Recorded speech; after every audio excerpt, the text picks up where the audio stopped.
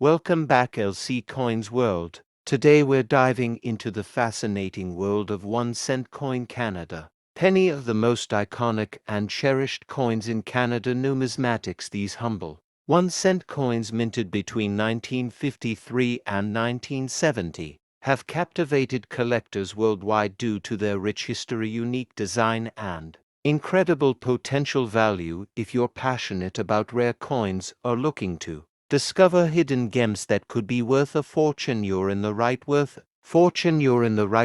In this video we'll explore the most valuable 1 cent coin Canada penny today and cover what makes them so special and share insider tips to help you spot these prized pieces in the market. Get ready to be amazed by the stories and dollar values behind these timeless treasures. Let's get started. The 1 cent coin Canada penny without a mint mark. This coin is not just a piece of history. Detailed history of the Canada 19701 cent copper penny coin, a piece that carries not only monetary value but cultural, national, and numismatic significance. This coin may seem small in size, but it holds a massive place in the history of Canadian coinage, and its story reflects Canada's evolving identity, its economic landscape, and the shift in public sentiment toward coinage design and circulation practices. The 1970 Canadian 1 cent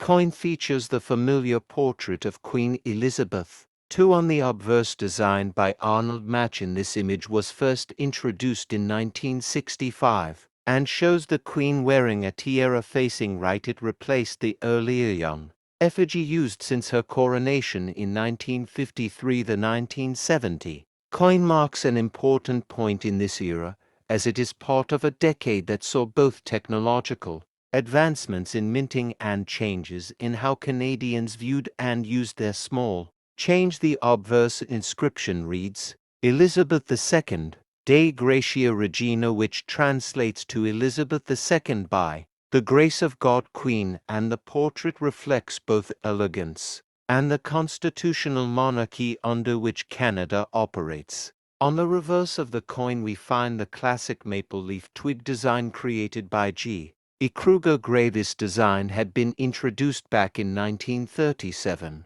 and had become a national symbol representing Canada's identity, unity, and strength. The maple leaf is deeply associated with Canada, appearing on its flag and in many other national symbols, and its presence on the 1 cent coin reinforced this connection for decades. The reverse reads 1 cent Canada and bears the date 1970. The detail in the engraving captures the leaf's texture and form with remarkable precision and is a testament to the skill of early 20th century engravers. The composition of the 1970 penny is 98% copper, 0.5% tin, and 1.5% zinc. This alloy gives the coin its warm reddish appearance and a distinct weight and feel that distinguishes it from later pennies produced from more economical materials. The weight of the coin is 3.24 grams and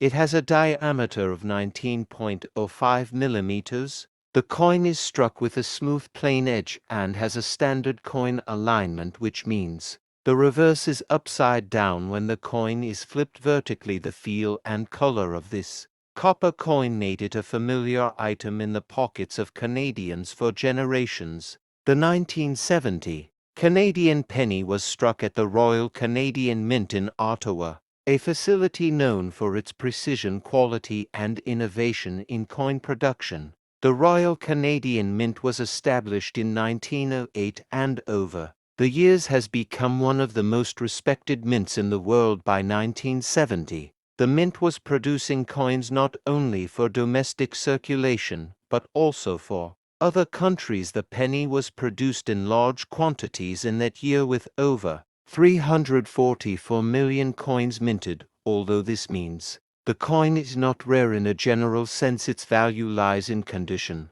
varieties, and its role in the broader history of Canadian coinage. One of the key aspects of the 1970 penny is its place in the transition between full copper coinage and the later introduction of zinc-based and steel-based pennies starting in the 1990s.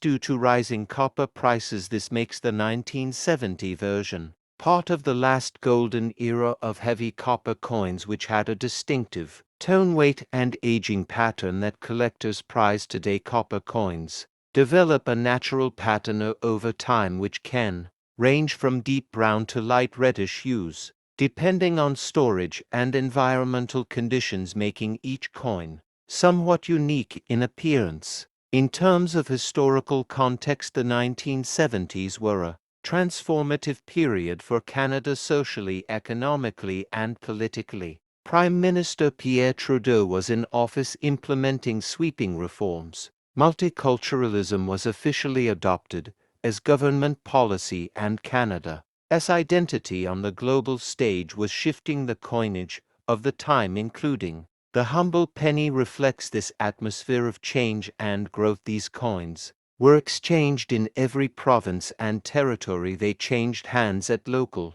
shops. They were given to children as allowance, and they accumulated in piggy banks across the country as silent witnesses to a generation of Canadian life. From a numismatic standpoint, collectors look for variations and high-grade specimens of the 1970 penny coins with minimal contact marks. Full luster and sharp details are sought after by those building high-quality date sets, in particular coins graded MS65 or higher by professional grading services like ICCS or PCGS can command strong premiums. Although circulated examples remain common and inexpensive, one of the most fascinating aspects for collectors is the search for die varieties and errors, including doubling, die cracks, or planchet flaws that can significantly increase the value of a specimen. The Royal Canadian Mint is known for its high standards, but even in such settings,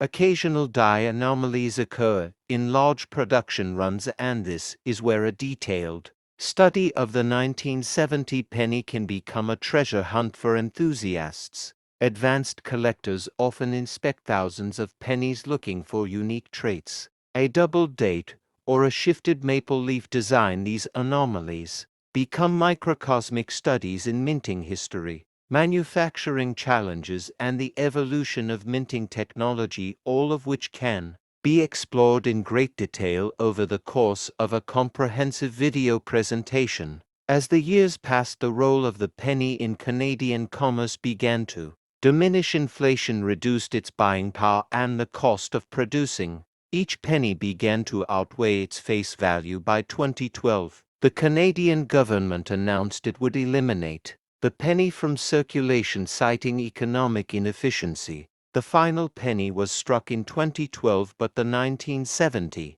version remains a nostalgic symbol for many Canadians who remember using it daily and for whom it represents a tangible connection to their past. In this video, we will explore how the 1970 penny compares to earlier and later issues in terms of design, composition, and minting volume. We will look at collector interest, historical sales data, grading trends, and even the cultural role the coin has played in Canadian life. We will examine how copper prices have influenced the metal content of coins, and how the 1970 penny fits into the broader global context of coinage and monetary systems. We will also cover practical information for collectors: how to store and preserve copper coins, how to identify high-grade examples, and how to build a complete Canadian cent collection. Welcome back once again to LC Coins World,